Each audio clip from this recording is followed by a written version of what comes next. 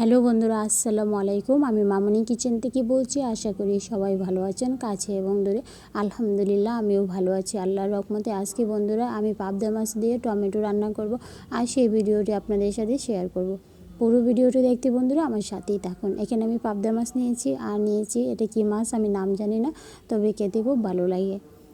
এখানে আমি রেখেছি টমেটো কেটে আর পেঁয়াজের পাতা কেটে। এবার আমি চলে যাব চুলার কাছে।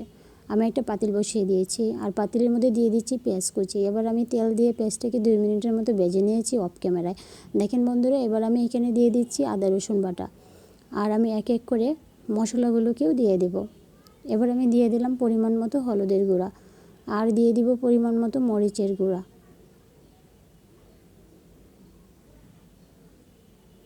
এবার আমি দিয়ে দিব পরিমাণ মতো লবণ দিয়ে আমি মশলাটাকে খুব ভালোভাবে কষিয়ে নেব বন্ধুরা। যারা আমার চ্যানেলটিকে সাবস্ক্রাইব করেছেন বন্ধুরা, তাদের জন্য রইল আমার পক্ষ থেকে অনেক অনেক অভিনন্দন। আর যারা এখন আমার চ্যানেলটিকে সাবস্ক্রাইব করেনি বন্ধুরা, অবশ্যই আমার চ্যানেলটিকে সাবস্ক্রাইব করে আমার পাশে থাকবেন। দেখেন বন্ধুরা, আমার মশলাটা কিন্তু কষানো হয়ে গেছে এবং একটা সুন্দর কালারও চলে এসেছে।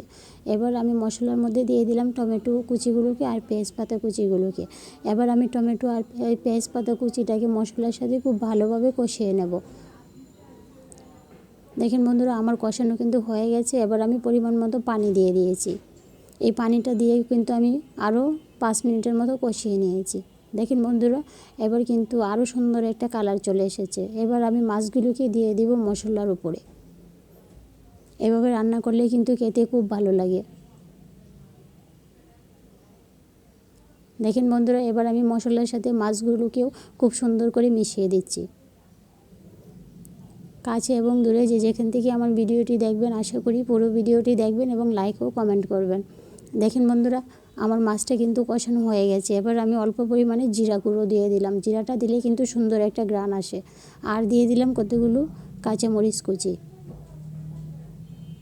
যেহেতু এখন শীতকাল, কাঁচামরিচের দাম কম, আমরা সবাই চেষ্টা করব বেশি করে কাঁচামরিচ ব্যবহার করতে। দেখেন বন্ধুরা, আমি কিন্তু পরিমাণ মতো পানি দিয়ে দিয়েছি। পানি দিয়ে আমি খুব সুন্দরভাবে এটাকে মিক্স করে দিচ্ছি। এভাবে আমি ঢাকনা চাপা দিয়ে 10 মিনিটের মতো রান্না করে নেব। দেখেন বন্ধুরা, আমার তরকারিটা কিন্তু রান্না করা হয়ে গেছে। দেখতে কেমন হয়েছে অবশ্যই কমেন্টে জানাবেন। আর ভালো থাকবেন সবাই। আল্লাহ হাফেজ।